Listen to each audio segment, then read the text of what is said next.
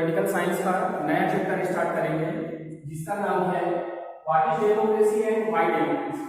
What is democracy and why democracy, प्रजातंत्र क्या है और क्यों है, इसके बारे में आज हम लोग डिस्कस करेंगे।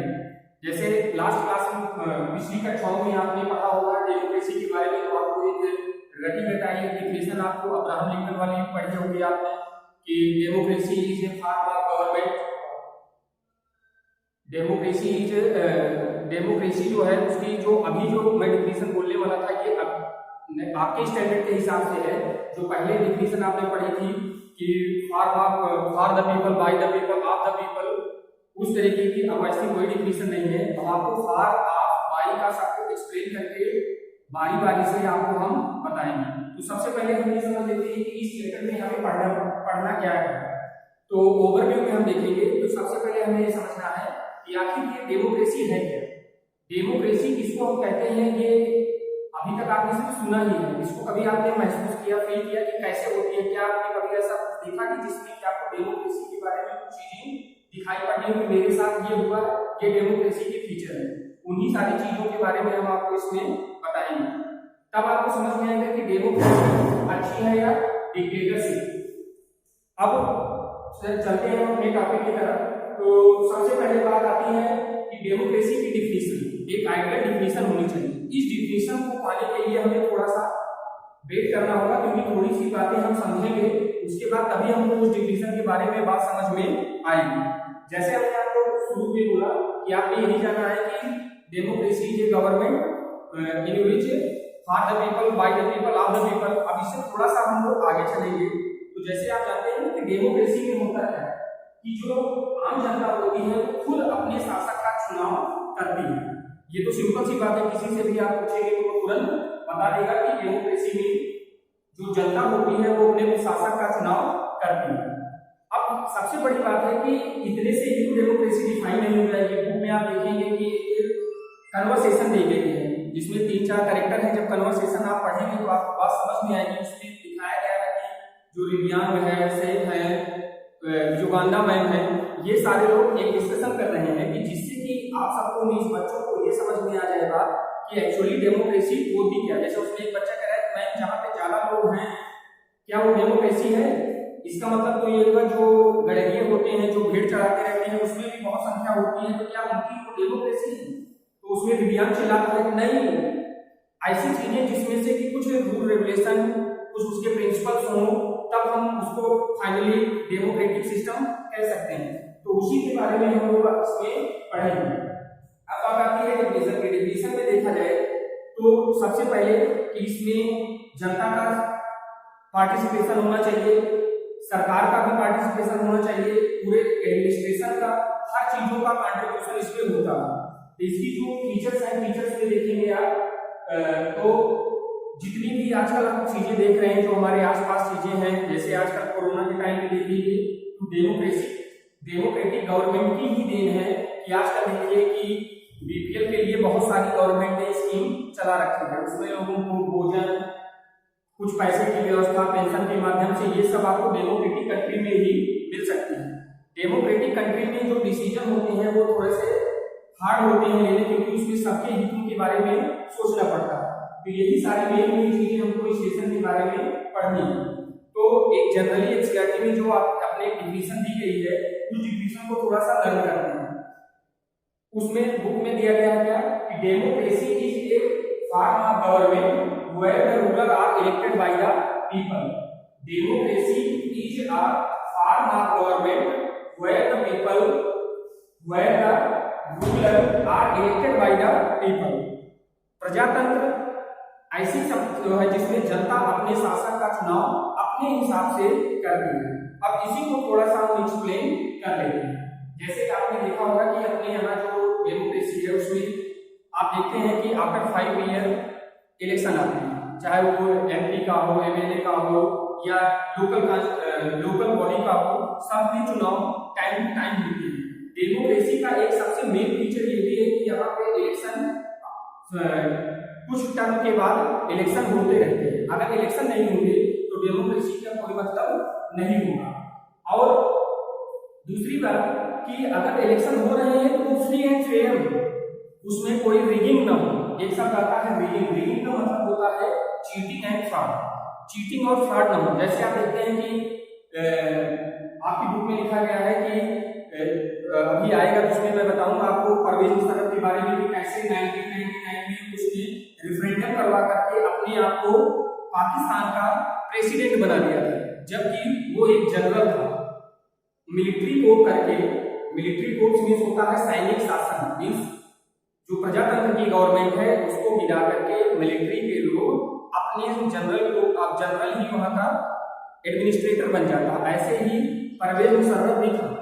और परवेज मुशर्रफ जब 1998 के लास्ट टाइम पे जब वो वहां का एडमिनिस्ट्रेशन बना था तो नवाज शरीफ की जो गवर्नमेंट थी उसको उसने डिस्ट्रॉय किया था और वहां का कंट्रोलर बन गया था। और उसी के टाइम पे आपको याद होगा कि आपने सुना होगा कि कारगिल का भी वार होता है। तो ये जो मिलिट्री कोप हुआ, ज्यादातर मिलिट्री कोप होने का सेंस ये है कि जो डेमोक्रेटिक मैनेजमेंट है उसको वो डिस्ट्रक्ट कर देते हैं। अब थोड़ा सा आगे चलते हैं तो इसमें देखेंगे कि जो डिफिनेशन आपने जानी, फीचर्स आपने जाने, पूरे लेसन में जो भी चीजें हम पढ़ रहे हैं वो उसकी कुछ ना कुछ इंपॉर्टेंट फीचर्स यही है। तो डिफिनेशन में आपने जैसे देखा कि democracy is a form of government where the ruler are elected by the people. ये डिफिनेशन आपको पूरे बुक में कम से कम 8 से 10 जगह पे लिखी हुई मिलेगी। और इसको, इस लेसन को पढ़ रहे हैं तो मतलब कि इस लेसन को की जो डिफिनेशन है उसको अभी के अभी हमको लर्न हो जानी चाहिए। इसलिए मैं दोबारा उसको रिपीट कर दे रहा हूं कि democracy is a government, democracy is a form of government where the ruler are elected by the people. अब थोड़ा सा हम लोग आगे बढ़ते हैं। अब डेमोक्रेसी में देखते हैं कि जो डिसीजन होता है वो कुछ इलेक्टेड लोग लेते हैं। इलेक्टेड लोग लेते हैं मतलब कि जिनको हमारे द्वारा चुना गया। कैसे चुना गया है? जब आप देखते हैं कि चुनाव होता है, हम लोग वोटिंग करने जाते हैं, वोटिंग के बाद जब काउंटिंग होती है तो काउंटिंग में जिसके सबसे ज्यादा वोट होते हैं वो विनर माना जाता है, वो इलेक्शन विन करके आता है, वही हमारा रिप्रेजेंटेटिव बन जाता है। वो रिप्रेजेंटेटिव जो है वो पार्लियामेंट के लिए है तो पार्लियामेंट में बैठेगा, लोकल बॉडी के लिए है तो लोकल बॉडी के लिए रहेगा, अगर एमएलए है तो वो लेजिस्लेटिव काउंसिल में बैठेगा, लेजिस्लेटिव असेंबली में बैठेगा। अब जो ये मेजर डिसीजन है ये लिए कैसे जाता है? जैसे कभी कभी क्या होता है कि जो हमारे नॉन करेंट के इश्यूज होते हैं उसके ऊपर भी हमारे रिप्रेजेंटेटिव डिसीजन ले लेते हैं, लेकिन ये डिसीजन डेमोक्रेटिक तरीके से लिए जाते हैं। कैसे? जैसे आपने देखा होगा कि पार्लियामेंट में 2 हाउस होते हैं, लोकसभा एंड राज्यसभा। ऐसे ही हमारी जो स्टेट गवर्नमेंट है, स्टेट गवर्नमेंट में भी 2 लोकल बॉडीज हैं, खास करके अपने यूपी में एक है लेजिस्लेटिव असेंबली और दूसरी है लेजिस्लेटिव काउंसिल। जो लेजिस्लेटिव असेंबली है वो डायरेक्ट डेमोक्रेसी है, इनडायरेक्ट डेमोक्रेसी है, और जो लेजिस्लेटिव काउंसिल है वो इनडायरेक्ट, वो डायरेक्ट डेमोक्रेसी है। अभी हम डायरेक्ट और इनडायरेक्ट के बारे में आगे आपको डिस्कस, आपको आगे एक्सप्लेन करके आपको बताएंगे। तो जो हमारे डिसीजन है ये डिसीजन लेते कौन है? जो हमारे द्वारा इलेक्टेड मेंबर है वही हमारे लिए डिसीजन लेते हैं। और वो डिसीजन किसी भी क्षेत्र का हो सकता है, सिक्योरिटी का हो सकता है, नेशनल इशू हो सकता है, स्टेट के इशू हो सकते हैं, इरिगेशन के लिए हो सकता है, एजुकेशन के लिए हो सकता है, बैंकिंग के लिए हो सकता है, कम्युनिकेशन के लिए हो सकता है। किसी भी तरीके के डिसीजन जो हमारे वेलफेयर के लिए होते हैं वो डेमोक्रेटिकली लिए जाते हैं, और वो डेमोक्रेटिकली जो हमारे इलेक्टेड लीडर होते हैं वही वो डिसीजन लेते हैं। और जो ये हमारे इलेक्टेड लीडर हैं, ये इलेक्टेड लीडर सेलेक्ट कैसे होते, इलेक्ट कैसे होते हैं कि हमने आपको बताया कि फ्री एंड फेयर इलेक्शन होना जरूरी है। फ्री एंड फेयर इलेक्शन कैसे जाने कि फ्री और फेयर इलेक्शन हो रहा है कि नहीं हो रहा? कि जो इलेक्शन होता है, इलेक्शन से पहले जो हमारा यहाँ का इलेक्शन कमीशन ऑफ इंडिया है, चुनाव आयोग है, भारतीय चुनाव आयोग है या राज्य के चुनाव आयोग है, ये सब इलेक्शन के लिए कोड ऑफ कंडक्ट लागू करते हैं। जिस दिन कोड ऑफ कंडक्ट लागू हो जाता है उस दिन के बाद से चुनाव की सरगर्मियां तेज हो जाती हैं। और कोड ऑफ कंडक्ट के लागू होने के बाद से आर्टिकल 144 धारा 144 लग जाती है, और उस समय बिना परमिशन के कोई भी रैली, कोई भी नुक्कड़ सभा, ये सारी चीजें नहीं हो सकती। अब जो इलेक्शन है, इलेक्शन के लिए डेट इलेक्शन कमीशन ने दिया, नॉमिनेशन फाइल इलेक्शन कमीशन की डेट पे होगा, सारी चीजों चाहे वो रिप्रेजेंटेटिव पॉलिटिकल पार्टी के लोग अपना देते हैं, उनका एक पॉलिटिकल सिंबल होता है, उसी को जिस दिन पोलिंग होती है, पोलिंग का मतलब जिस दिन वोट पड़ता है उस दिन वो सारे लोग पोलिंग बूथ पे जाते हैं, अपने पसंद के प्रतिनिधि को वोट करते हैं और बाद में काउंटिंग होती है, काउंटिंग होने के बाद उसको विजेता घोषित कर दिया जाता है। विजेता घोषित होने के बाद उस व्यक्ति को जिसने सबसे ज्यादा वोट किया है, जिसको विजेता घोषित किया गया है, उसको एक सर्टिफिकेट इलेक्शन कमीशन की तरफ से प्रोवाइड किया जाता है, प्रोवाइड कराया जाता है और वो सर्टिफिकेट लेकर के वो अपने असेंबली में जाता है या पार्लियामेंट में जाता है और वहां पे अपने पद और गोपनीयता की ओथिंग करता है। अब आगे देखेंगे कि ये सारी चीजें तो हमने देख ली कि ये होता है, ये होता है। अब थोड़ा सा ब्रॉडर मीनिंग समझिए डेमोक्रेसी। जैसे अब इसको समझने के लिए थोड़ा सा कंपैरिजन करते हैं। जैसे हमने भी पाकिस्तान की कंट्री का नाम लिया, आप खुद समझें कि क्या आपको कुछ डिफरेंस नहीं लगता है भारत की डेमोक्रेसी और पाकिस्तान की डेमोक्रेसी? आपने सुना होगा कि हर जब से पाकिस्तान स्वतंत्र हुआ है तब से वहां पे 3 से अधिक बार, 3 या 4 बार मिलिट्री कोप हो चुका है, लेकिन भारत में आज तक एक बार भी मिलिट्री कोप नहीं हुआ है। अब वहां पे जब चाहता है जनता तब चुनी हुई जनता की सरकार को फिंगर दिखा करके खुद शासक बन जाता है। अब इसके कई परिप्रेक्ष्य हैं। जब जनता की आकांक्षा नहीं पूरी होगी, जब वो लोग विद्रोह करेंगे बिना किसी बहाने के, तो मिलिट्री को करेंगे नहीं। मिलिट्री को कभी सैनिक तख्ता पलट। जब मार्शल लॉ लागू हो जाता है तो सारे जनता के जो अधिकार होते हैं, जो उनके फंडामेंटल राइट होते हैं, वो सारे सस्पेंड हो जाते हैं। एक तरीके से आप कह लें कि नाम तो रहता है डेमोक्रेसी का, जबकि वो डिक्टेटरशिप की तरीके से काम करते हैं।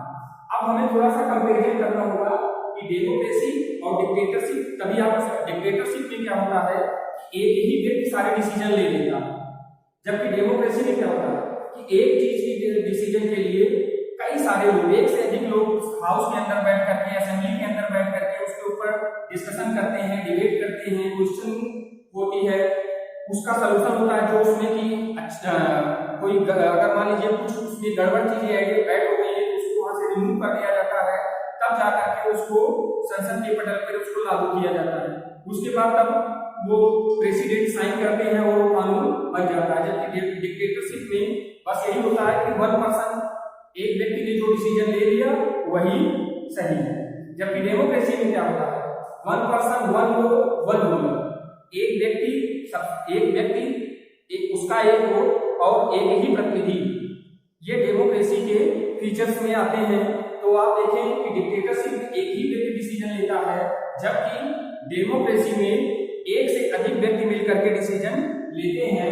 और देखा जाए तो डेमोक्रेसी में डिसीजन लेने में थोड़ा सा टाइम लगता है, लेकिन डिक्टेटरशिप में टाइम नहीं लगता। डेमोक्रेसी के डिसीजन कभी गलत नहीं होते हैं, जबकि प्रायः देखा जाए तो डिक्टेटरशिप में जो भी निर्णय होते हैं वो ज्यादातर गलत ही साबित होते हैं। तो ये कुछ मेन बातें थी। अब आगे थोड़ा सा करते हैं, अब थोड़ा सा देखते हैं डेमोक्रेसी के फेवर में और कुछ अपोज करते हैं। सबसे पहले अपोजिंग। अगर हम देखें कि अगर डेमोक्रेसी को हटा दिया जाए, जैसे हम लोग अपने अधिकार के लिए जाते हैं, मान लीजिए आपके फंडामेंटल राइट का वायलेशन हो, तो हम लोग के पास एक इक्विपमेंट है, एक वेपन है कि हम लोग कोर्ट जाते हैं और कोर्ट में जाकर के अपने राइट के लिए क्लेम करते हैं। अब डिक्टेटरशिप में क्या होगा कि वहां पे आपके लिए कोई फंडामेंटल राइट नहीं है। एक डिफरेंस यही हो गया। दूसरी चीज कि डिक्टेटरशिप में आपको बोलने के एक्सप्रेशन की भी आजादी नहीं है। डेमोक्रेसी में लोग आप देखते हैं अपनी कंट्री में लोग पीएम को भी एब्यूज करते रहते हैं, सीएम को भी एब्यूज करते हैं, लेकिन डिक्टेटरशिप में मोनार्क को या किंग को या एडमिनिस्ट्रेटर को किसी की हिम्मत नहीं होती है कि उसके सामने जुबान खोले। जैसे आपने नॉर्थ कोरिया के एडमिनिस्ट्रेटर किम जोंग उन को देखिए, उसने सिस्टम कर दिया है कि पूरे नॉर्थ कोरिया में हर घर में 24 आवर रेडियो चलते रहते हैं। अगर किसी का रेडियो 1 सेकंड के लिए भी बंद हो जाए तो उसको बहुत ज्यादा दंड मिलता है, फाइन रिचार्ज कर देते हैं, फिजिकली भी उसको पनिश करते हैं। जबकि डेमोक्रेसी में ऐसा कुछ भी नहीं होता। डेमोक्रेसी के लिए जैसे मैंने अभी आपको कहा था डिसीजन लेने के लिए वो भी आप अंदर बता सकते हैं। अब तीसरी चीज कि जैसे किम जोंग उन है, वो इस इसेंट्रिक पर्सन क्यों कहना, क्योंकि उसके सारे डिसीजन लेने की पॉसिबिलिटी सबसे के पास है। उसके जो एडवाइजर हैं वो लोग भी हिम्मत नहीं करते हैं कि उसको कुछ एडवाइस कर दें। जबकि डेमोक्रेटिक में क्या होता है कि हर डिपार्टमेंट के लिए अलग अलग मिनिस्ट्री है, सब मिनिस्ट्री अपना अपना प्रेजेंटेशन तैयार करते हैं, उसके ऊपर डिस्कशन करते हैं, तब जाकर के उसके ऊपर वो एक्शन लेते हैं और वो डिसीजन 100% सही होते हैं। जबकि डिक्टेटरशिप वाले डिसीजन कभी भी सही नहीं होते। तो इस तरीके से आप उसके सपोर्ट में भी आप पॉइंट दे सकते हैं और फेवर में भी पॉइंट दे सकते हैं। अब थोड़ा सा आगे और चलते हैं। इसका एक अलग फीचर है, एक क्वेश्चन ज्यादा पेपर में आता है कि डायरेक्ट डेमोक्रेसी क्या है और इनडायरेक्ट डेमोक्रेसी क्या है। तो डायरेक्ट और इनडायरेक्ट, डायरेक्ट जैसे इंग्लिश की ग्रामर में आप पढ़ते हैं डायरेक्ट इनडायरेक्ट, वैसे ही इसमें भी है डायरेक्ट डेमोक्रेसी और इनडायरेक्ट डेमोक्रेसी। जो डायरेक्ट डेमोक्रेसी होती है उसमें जनता डायरेक्ट पार्टिसिपेट करती है, जैसे रेफरेंडम में होता है कि हाथ खड़ा करके लोग अपना मत दे देते हैं, वैसे ही डायरेक्ट डेमोक्रेसी में जनता खुद भाग लेती है। जबकि इनडायरेक्ट में क्या होता है कि जनता खुद भाग नहीं लेती है, जनता अपना एक रिप्रेजेंटेटिव इलेक्ट करती है। जैसे इंडिया में आप देखते होंगे प्रधान के लिए या विधायक के लिए या सांसद के लिए क्या होता है, इलेक्शन प्रोसेसिंग होती है, उसमें जनता अपना खुद रिप्रेजेंटेटिव इलेक्ट करती है।